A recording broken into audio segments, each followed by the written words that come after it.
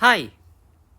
In this video, we'll now talk about metric spaces, and it's really an abstraction from what we have already done about real numbers.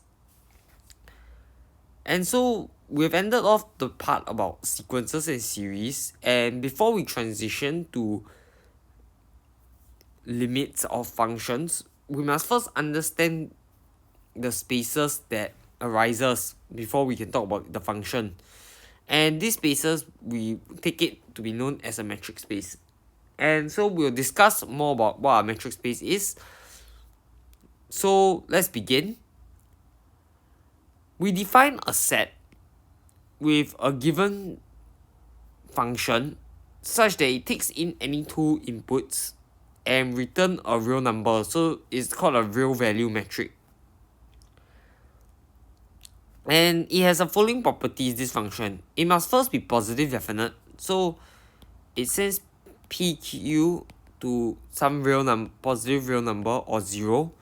And it's 0 if and only if the point is the same. So you can really think about it as your space and then 2 points being equal, then the distance between them is 0. If not, then it's like a distance function. And then it's symmetric because the distance between these 2 points doesn't matter whether you view it from point A or point B, it will be the same. And it must satisfy the triangle inequality. And this is a really key important part of the definition, that it follows the triangle inequality. And some examples of common metric spaces will be Euclidean spaces. And this is what we pertain to, the real line that we've always been studying, or the complex plane, or anything. And the distance function in this case will be the norm, the absolute value. And you can actually show that this absolute value follows all this. And so that is what a metric space is trying to encapsulate. It's just you want to have a set with the ability to tell distances from one another. And so we can talk about the convergence of a sequence in a metric space. Like how we did about convergence of sequence in real numbers, now we can say that a sequence converges in a metric space if for every epsilon there exists a cutoff such as all the terms will be close to the point P epsilon away. And this D now replaces what we usually write for the usual notation of absolute value, because now you don't know what is the metric, but you know that the distance function is D. And we say that the limit as Pn approaches infinity equals to P. If it does not converge, then it's said to diverge. So it's really what we understand when we have real numbers, but now we generalize it to a metric. Another way to put it, instead of saying that Pn approaches P, is that we say that the distance between Pn and P approaches to 0. Because you can imagine now we talk about this sequence Pn, and then we minus P from every term. Then we want to talk about the absolute value of Pn minus P approaching 0, means that Pn converges to P. And if we change this from absolute value to understanding it from a generalized metric, then it's D of PNP approaching 0. And so you, instead of proving P approaches P, you can actually just always find, you can just treat it as the distance function approaching 0. And we like to note in this case the limit is unique as well. Like how we prove it for sequences in real numbers, you just need to reuse the proof, but now change all the absolute value to the distance function, and then you'll be done. So you can really see how metric space isn't very hard to understand, and you really can imagine it to be the real numbers, but now you expand it out from the absolute value, you change it to the metric function. Some stuff that could be different will be this definition of boundedness. When you say a sequence is bounded in the real numbers, then you mean that for all Pn, it is bounded by a number m. But if you were to say it's bounded in a metric, it has to be respect to some point. Because now, the points are just arbitrary points in the set. So you can picture it like this, where your points are arbitrary. So once you take it to a certain point, you can extend the radius to be b. And what you want to say is the distance between all the points in the sequence are less than distance b away. So the maximum is distance b. And this means like there's this circle that bounds everything.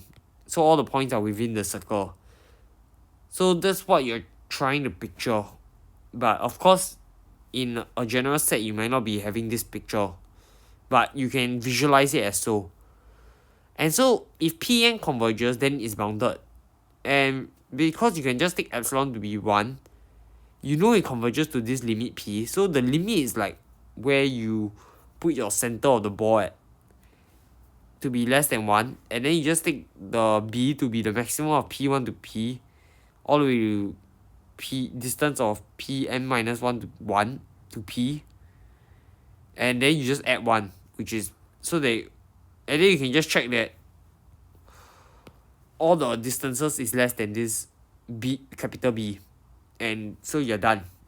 So what you really need to take note when you're talking about metric space is that it needs to be in reference to some center point when we talk about boundedness. But other than that, everything else, such as Cauchy sequence, because there's already 2 points here, everything else is what we're already going through, but now in a greater generality. So it's quite clear and obvious on the results, and I'll just be talking through them. And so what we define to be a metric space to be complete is when every Cauchy sequence converges. And in Euclidean space is a complete metric space, and the following shows why is that so. And that's because a sequence converges if and only if the individual components converges. And it follows because xn converging would mean this is less than epsilon. And we know each term is less than xn minus x due to triangle inequality. And so if this part is less than epsilon, then each part is less than epsilon. And so each part converges to a limit.